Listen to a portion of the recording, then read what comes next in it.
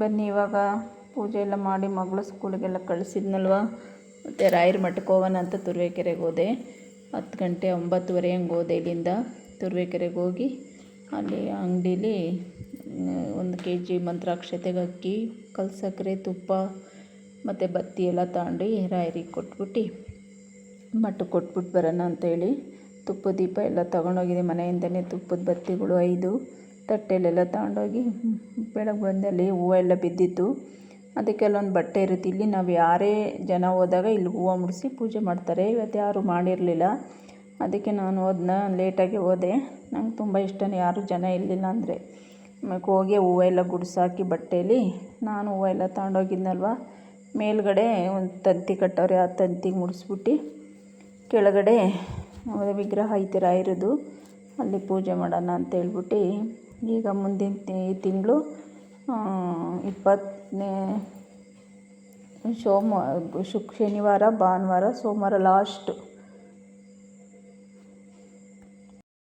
ಹೂವೆಲ್ಲ ತಗೊಂಡೋಗಿದೆ. ಕನಕಾಂಬರ, ನಮ್ಮದು ದಾಸವಾಳ, ಒಂದು ರೋಸ್ ಎಲ್ಲ ಬಿಟ್ಟಿತ್ತಲ್ಲ ಡಬ್ಬದಲ್ಲಿ ತಗೊಂಡೋದೆ ಬಾಕ್ಸ್ ಕೈಕೊಂಡು. ರಾಯರಿಗಲ್ಲಿ ತುರುವೇಕೆರೆಯಲ್ಲಿ ಮಲ್ಲಿಗೆ ಮತ್ತು ಕನಕಾಂಬರ ಸ್ವಲ್ಪ ಬಿಡಿ ಹೂವನ್ನು ಕೊಟ್ಟಿದ್ರು ಅಯ್ಯಮ್ಮ, ಗುಲಾಬಿನ. ನಾನು ತುಪ್ಪದ ಬತ್ತಿಗೆ ತಟ್ಟೆ ಎಲ್ಲ ತಗೊಂಡೋಗಿದ್ದೆ. ಎಲ್ಲ ಅಲಂಕಾರ ಮಾಡಿಬಿಟ್ಟು ಅದೆಲ್ಲ ಗುಡಿಸ್ಬಿಟ್ಟು ಅಲಂಕಾರ ಮಾಡಿ ಅಲ್ಲೆಲ್ಲ ದೇವ್ರಿಗೂ ಸ್ವಲ್ಪ ಕಟ್ ಮಾಡಿ ಅಲ್ಲಿ ಮೂಲರಾಮ ಅಂತೆಲ್ಲ ಇದೆ, ಅಲ್ಲಿಗೆ ಎಲ್ಲರಿಗೂ ಮುಡಿಸ್ಬಿಟ್ಟು ಆಮೇಲೆ ರಾಯರಿಗೆ ಮುಡಿಸ್ಬಿಟ್ಟು ಹಲಸಿನಣ್ಣು ತೊಗೊಂಡೋಗಿದ್ದೆ. ಅಲ್ಲಿ ಹಲಸಿನಣ್ಣು ಆ ಬಾಕ್ಸ್ ಒಳಕ್ಕೆ ರಾಯರ ಮುಂದೆ ಇಟ್ಬಿಟ್ಟು ನೈವೇದ್ಯ ಪ್ರಸಾದಕ್ಕೆ ಏನಾಗಲಿ ನಮ್ಮ ಬರೀ ಕೈಲಿ ಹೋಗಲ್ಲ, ಅವ್ರ ಮುಂದೆ ಇಟ್ಬಿಟ್ಟು ಪೂಜೆ ಮಾಡೋಕ್ಕೆ ಕೈ ಮುಗಿದ್ಬಿಟ್ಟು ಬಂದೆ.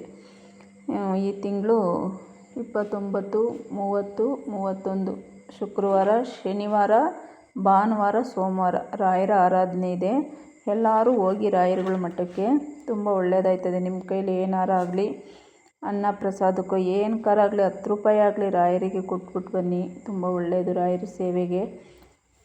ಆಮೇಲೆಲ್ಲ ಕೇಳ್ಕೊಂಡು ಬಂದೆ. ಇವತ್ತು ಇನ್ನು ಟೈಮ್ ಐತೆ ಕೊಡಿರಂತ ಹೋಗಿದ್ರು.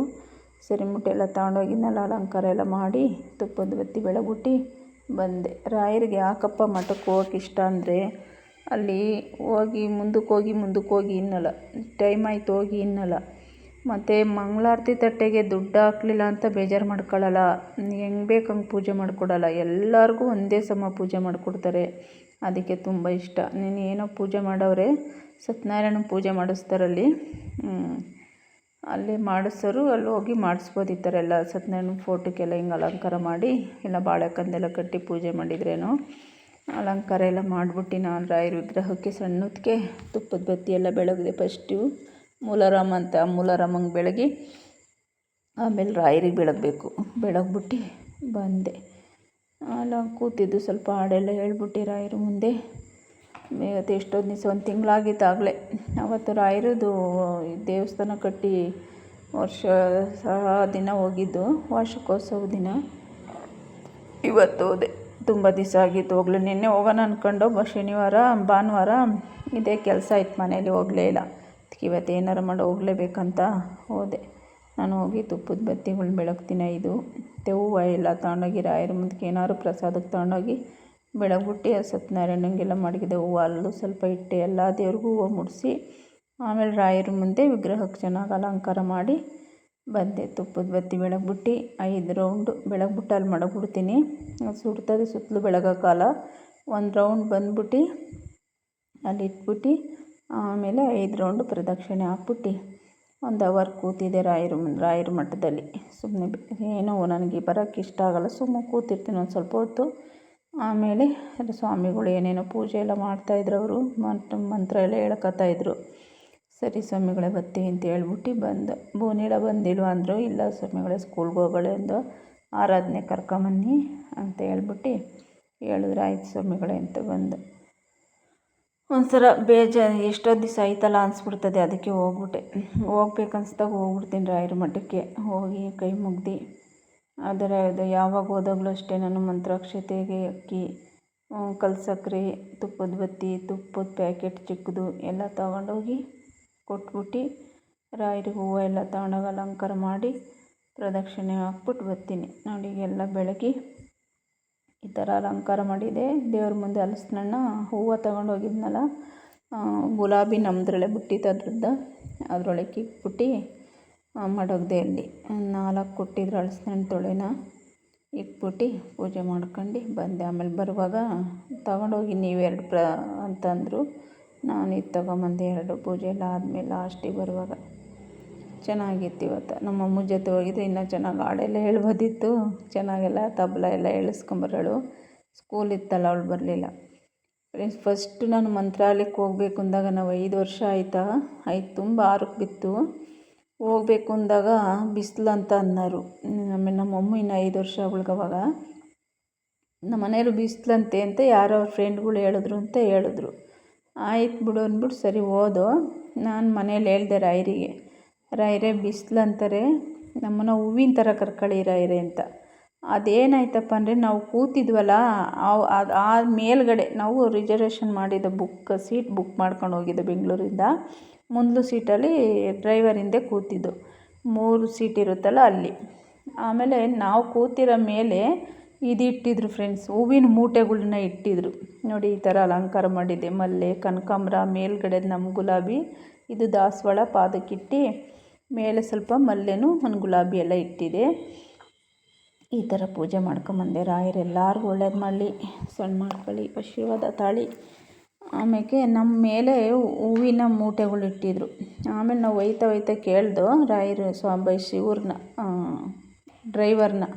ಅವ್ರು ಹೇಳಿದ್ರು, ಏನು ಬಿಸಿಲೇ ಇಲ್ವಲ್ಲ, ಬಿಸಿಲು ಅಂತಾರೆ ಅಂದಿದ್ದಕ್ಕೆ, ನೀವು ಕೂತಿದ್ರಲ್ಲ ಅದ್ರ ಮೇಲೆ ಹೂವಿನ ಮೂಟೆಗಳು ಇಟ್ಟವ್ರೆ ಅಂತ ಹೇಳಿದ್ರು. ನಿಜವಾಗ್ಲೂ ನನಗೆ ಅವಾಗ ಇಷ್ಟೊಂದು ಗೊತ್ತಿಲ್ಲ ರಾಯರ ಬಗ್ಗೆ. ಹೋಗಬೇಕು ಅಂತ ಜಗ್ಗೇಶ್ ಅವರು ಪೂಜೆ ಮಾಡೋದು ನೋಡಿ ಟಿ ವಿಲಿ ನಾನು ಹೋಗಬೇಕು ಅಂತ ಅಂದ್ಕೊಂಡು ನಾನು ಹೋದೆ. ರಾಯರಿಗೆ ಹೋಗಲೇಬೇಕು ಅಂತ ಹೇಳ್ಬಿಟ್ಟು. ಆವಾಗ ನಂಗೆ ಇಷ್ಟೆಲ್ಲ ತಿಳುವಳಿಕೆ ಇದ್ದಿದ್ರೆ ಇನ್ನೂ ನಾನು ಸೇವೆ ಮಾಡಿ ಬರೀನಿ ರಾಯರದ. ಇನ್ನು ಆವತ್ತಿಂದ ಹೋಗೋಕ್ಕಾಗಿಲ್ಲ. ಹಿಂಗೆ ಇಲ್ಲೇ ಹೋಗ್ತೀನಿ. ಇಲ್ಲಿ ಮತ್ತು ಜಯನಗರಕ್ಕೆ ಹೋಗ್ತೀವಿ ನಮ್ಮಮ್ಮ ನಾನು. ರಜೆ ಬಂದಾಗ ಜಯನಗರದ ರಾಯರ ಮಠ ಇದೆಯಲ್ಲ 5th ಬ್ಲಾಕಲ್ಲಿ, ಅಲ್ಲಿ ಚೆನ್ನಾಗಿರುತ್ತೆ. ಮಾಡಿಸ್ಕೊಂಡು ನಮ್ಮ ಕೈಲಾಗಿದ್ದು ಕೊಟ್ಬಿಟ್ಟು ಬರ್ತೀನಿ. ಇದು ನಮ್ಮ ರಾಯರ ಸಂಬಂಧಗಳು ಹೀಗೆ ನಡೀತಾ ಬಂತು.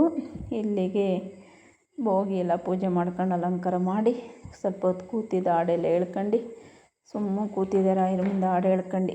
ಸ್ವಾಮಿಗಳು ಪಾಪ ಅವ್ರು ಏನೋ ಮಾಡ್ತಾಯಿದ್ರು, ಇದು ಹೇಳ್ಕೊತಾಯಿದ್ರು. ನಾವು ತೊಂದರೆ ಕೊಡಬಾರ್ದಂತ ಬರುವಾಗ ಮಾತ್ರ ಅವ್ರಿಗೆ ಹೇಳ್ಬಿಟ್ಟು, ತಾಳಿ ಸ್ವಾಮಿಗಳೇ ಮಂತ್ರಾಕ್ಷತೆಗೆ ಅಕ್ಕಿನ ಅಂತೇಳಿ ಬೆಲ್ಲ ಇದೆಲ್ಲ ಕೊಟ್ಬಿಟ್ಟು ತೊಗೊಂಡೋಗಿದ್ನಲ್ಲ, ತುಪ್ಪದ ಬತ್ತಿ ತುಪ್ಪ ಎಲ್ಲನೂ ಕೊಟ್ಟು ಬಂದೆ.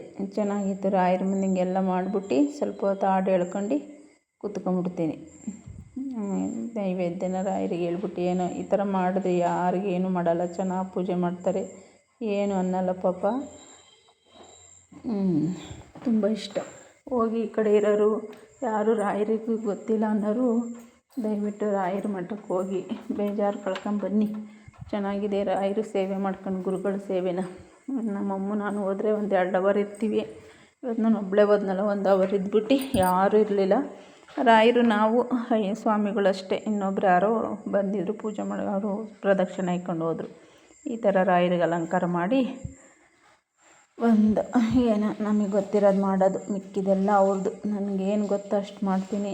ನನ್ನ ಮನೆಯೊಳಗೆ ಹೇಗೆ ಮಾಡ್ತೀನೋ ನಾನು ಅಲ್ಲೂ ಹಂಗೆ ಮಾಡೋದು. ಅಲ್ಲಿ ಹೋದ್ರೂ ಮಠಕ್ಕೆ ಅವ್ರು ತುಂಬ ಇಷ್ಟಪಡ್ತಾರೆ, ಚೆನ್ನಾಗಿ ಮಾಡಿದ್ರಿ ಅಂತ. ಆಮೇಲೆ ಸ್ವಾಮಿಗಳು ಪಾಪ ಅವ್ರು ಏನೋ ಮಾಡ್ಕೊತಾಯಿದ್ರು, ಹೇಳ್ಕೊತಾಯಿದ್ರು, ತೊಂದರೆ ಕೊಡಬಾರ್ದಂತ ಮಾಡ್ಬಿಟ್ಟು ಬಂದ. ಫ್ರೆಂಡ್ಸ್, ಈ ರಾಯರದು ಯಾರಿಗಾರು ಈ ವಿಡಿಯೋ ಇಷ್ಟ ಆದರೆ ಲೈಕ್ ಮಾಡಿ, ಶೇರ್ ಮಾಡಿ, ಸಬ್ಸ್ಕ್ರೈಬ್ ಮಾಡಿ, ಸಪೋರ್ಟ್ ಮಾಡಿ. ಇನ್ನು ಯಾರು ಈ ವಿಡಿಯೋನ ಸಬ್ಸ್ಕ್ರೈಬ್ ಮಾಡ್ದಲೇ ನೋಡ್ತಾ ಇದ್ದೀರ ದಯವಿಟ್ಟು ಸಬ್ಸ್ಕ್ರೈಬ್ ಮಾಡ್ಕೊಂಡು ನೋಡಿ. ರಾಯರು ಎಲ್ಲರಿಗೂ ಒಳ್ಳೇದು ಮಾಡಲಿ. ಮತ್ತು ಈ ತಿಂಗಳು 29, 30, 31 ಶನಿವಾರ, ಭಾನುವಾರ, ಸೋಮವಾರ ನೋಡಿ, ಇದು ಮೂಲಾರಾಮ. ಇವ್ರಿಗೆಲ್ಲ ಮುಡಿಸ್ದೆ, ಕನಕಾಂಬರ, ಗುಲಾಬಿ ಎಲ್ಲನೂ ನೋಡಿ. ಇಲ್ಲೂ ಮುಡಿಸ್ದೆ, ಬಿಳಿ ದಾಸವಾಳ ತಗೊಂಡೋಗಿ ಸತ್ಯನಾರಾಯಣಂಗೆ ಮುಡಿಸ್ಬಿಟ್ಟು ಎಲ್ಲ ಪೂಜೆ ಮಾಡ್ಕೊಂಡು ಮಂಗಳಾರತಿ ಮಾಡ್ಕೊಂಡು ಬಂದೆ. ಈ ಥರ ಮಾಡ್ಬಿಟ್ಟು ಬರ್ತೀನಿ ರಾಯರ ಮಠಕ್ಕೆ ಹೋದರೆ. ಈ ರಾಯರ ಮಠಗಳಲ್ಲಿ ಯಾರು ಮೇಲು ಕೀಳು ಅನ್ನಲ್ಲ. ಈಗ ಎಲ್ಲ ದೇವಸ್ಥಾನಗಳಲ್ಲಿ ಮಂಗಳಾರತಿಗೆ ಜಾಸ್ತಿ ದುಡ್ಡು ಹಾಕಿದ್ರೆ ಮುಂದೆ ಬಿಡ್ತಾರೆ ನೋಡಿ. ಈ ಥರ ಮಾಡಿದ್ದೆ ನಾನು, ಮುಂದೆ ಬಿಡ್ತಾರೆ, ಇಲ್ಲಾಂದರೆ ಅಡೀರಿ ಅಂತಾರೆ. ಆದರೆ ರಾಯರ ಮಠಗಳಲ್ಲಿ ಹಂಗೆ ಮಾಡಲ್ಲ.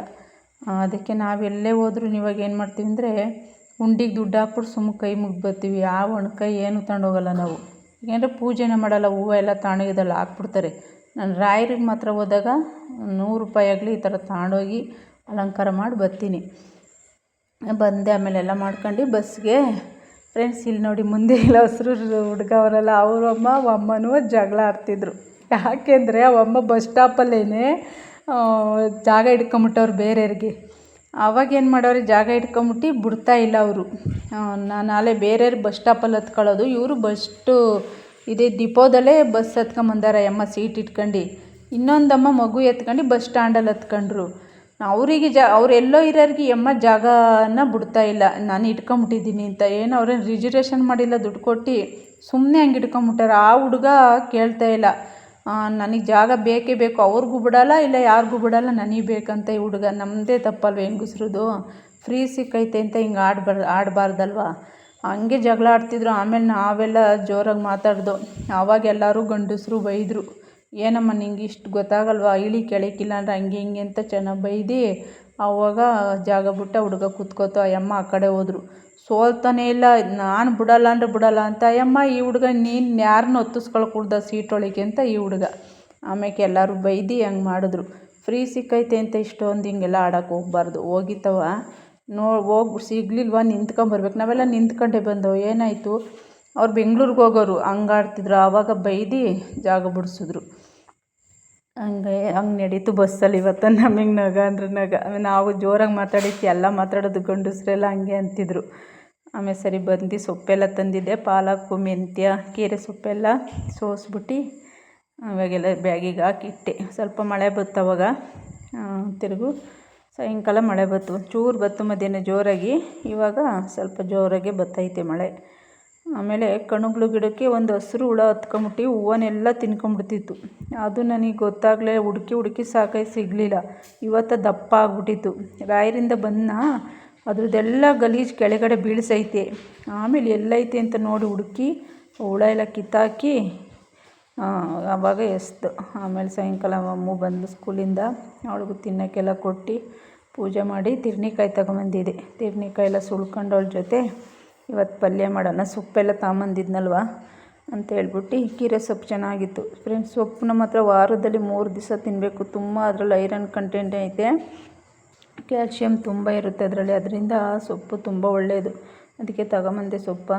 ಈಗ ಕಾಳೆಲ್ಲ ಸುಳ್ದು ಸಪ್ರೇಟಾಗಿ ಬೇಯಿಸ್ಕೊಂಡು ಸೊಪ್ಪನ್ನ ಹಂಗೆ ಒಗ್ಗರಣೆಗೆ ಹಾಕ್ತಾಯಿದ್ದೀನಿ. ಸೊಪ್ಪು ಒಗ್ಗರಣೆಗೆ ಹಾಕಿ ಆಮೇಲೆ ಅದರೊಳಗೆ ಲಾಸ್ಟಿಗೆ ಕಾಳು ಹಾಕಿ ಮಿಕ್ಸ್ ಮಾಡಿ ಪಲ್ಯ ಮಾಡೋಣ ಅಂತೇಳ್ಬಿಟ್ಟು. ಸಾಂಬಾರೆಲ್ಲ ಇತ್ತು, ಅದಕ್ಕೆ ಸ್ವಲ್ಪ ಅನ್ನ ಮಾಡಿ, ಪಲ್ಯ ಎಲ್ಲ ಜಾಸ್ತಿ ಇತ್ತಲ್ವ, ಮುದ್ದೆ ಎಲ್ಲ ಮಾಡಲಿಲ್ಲ.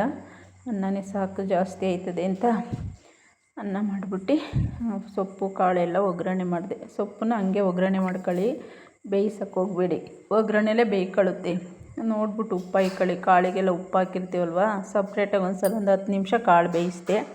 ಆಮೇಲೆ ಇದೆಲ್ಲ ಚೆನ್ನಾಗಿ ಮಿಕ್ಸ್ ಮಾಡಿಬಿಟ್ಟು, ಕಾಳು ಬೆಂದಿತ್ತಲ್ವ ಅವೆರಡು ಹಾಕಿ ಮಿಕ್ಸ್ ಮಾಡಿದೆ. ನೋಡಿ ಎಷ್ಟೊಂದು ಸೊಪ್ಪಿತ್ತು, ಬೆಂದು ಇಷ್ಟೇ ಆಗಿದ್ದು ಸಾಕು. ಚೆನ್ನಾಗಿತ್ತು, ಮಸ್ತಾಯಿತು, ತುಂಬ ಚೆನ್ನಾಗಿ ಬಂದಿತ್ತು ಪಲ್ಯ. ಇವತ್ತಿನ ಊಟಕ್ಕೆ ಸೊಪ್ಪಿನ ಪಲ್ಯ, ಅನ್ನ ಚೆನ್ನಾಗಿತ್ತು, ಬಸ್ಸಾರು ಮತ್ತು ಇನ್ನು ರೊಟ್ಟಿ ಸ್ವಲ್ಪ ಇತ್ತು, 2 ರೊಟ್ಟಿ ಇತ್ತು, ಚಟ್ನಿ ಎಲ್ಲ ಇತ್ತು. ಅದಕ್ಕೇ ಎಲ್ಲ ತಿನ್ಕೊಳ್ಳೋಣ, ವೇಸ್ಟ್ ಮಾಡಬಾರ್ದಂತ ಇವತ್ತಿನ ರಾತ್ರಿ ಊಟಕ್ಕೆ ಈ ಥರ ಇತ್ತು ಫ್ರೆಂಡ್ಸ್. ಈ ಥರ ಯಾರಿಗೆಲ್ಲ ಇಷ್ಟ ಲೈಕ್ ಮಾಡಿ. ನಮ್ಮ ಮನೇಲಿ ಈ ಥರ ಇರುತ್ತೆ. ಸೊಪ್ಪು ಜಾಸ್ತಿ ಪಲ್ಯ ಎಲ್ಲ ಮಾಡಿದಾಗ ಈ ಥರ ಸ್ವಲ್ಪ ಮಾಡ್ಕೊತೀನಿ. ಅನ್ನ ಮುದ್ದೆ ಎಲ್ಲ ಪಲ್ಯ ಇತ್ತಲ್ಲ, ಏನು ಮುದ್ದೆ ಎಲ್ಲ ಮಾಡೋಕ್ಕೆ ಹೋಗಲಿಲ್ಲ. ತುಂಬ ಒಳ್ಳೇದಿದೆಲ್ಲ. ನಾನು 3 ಥರ ಸೊಪ್ಪು ತಗೊಂಬಂದೆ, ಚೆನ್ನಾಗಿ ಮಾಡಿಕೊಡೋಣ ಅಂತ ಹೇಳ್ಬಿಟ್ಟು. ಸೊಪ್ಪು ತುಂಬ ಇಷ್ಟ ನಮಗೆ. ಸ್ವಲ್ಪ ನಾವು ವೆಜಿಟೇರಿಯನ್ಗಳು, ಅದಕ್ಕೆ ತರಕಾರಿ ಸೊಪ್ಪು ಈ ಥರ ಜಾಸ್ತಿ ತಿಂತೀವಿ. ಇಲ್ಲಿಗೆ ಲಾಗ್ ಎಂಡ್ ಮಾಡ್ತೀನಿ ಫ್ರೆಂಡ್ಸ್. ಇಷ್ಟ ಆದರೆ ಶೇರ್ ಮಾಡಿ, ಲೈಕ್ ಮಾಡಿ, ಸಬ್ಸ್ಕ್ರೈಬ್ ಮಾಡ್ಕೊಳ್ಳಿ, ಸಪೋರ್ಟ್ ಮಾಡಿ. ರಾಯರೆಲ್ಲರಿಗೂ ಒಳ್ಳೇದು ಮಾಡಲಿ. ರಾಯರ ಮಠದಲ್ಲಿ ಚೆನ್ನಾಗಿತ್ತು ಇವತ್ತು. ಚೆನ್ನಾಗಿ ಕೂತಿ ಅಲಂಕಾರ ಮಾಡಿ ರಾಯರ ಸೇವೆ ಮಾಡ್ಕೊಂಬಂದೆ. ನೋಡಿ ಈ ಥರ ಸೊಪ್ಪಿನ ಪಲ್ಯ ಇತ್ತು ಫ್ರೆಂಡ್ಸ್. ಈ ಲಾಗ್ ಇಲ್ಲಿಗೆ ಎಂಡ್ ಮಾಡ್ತೀನಿ. Thank you.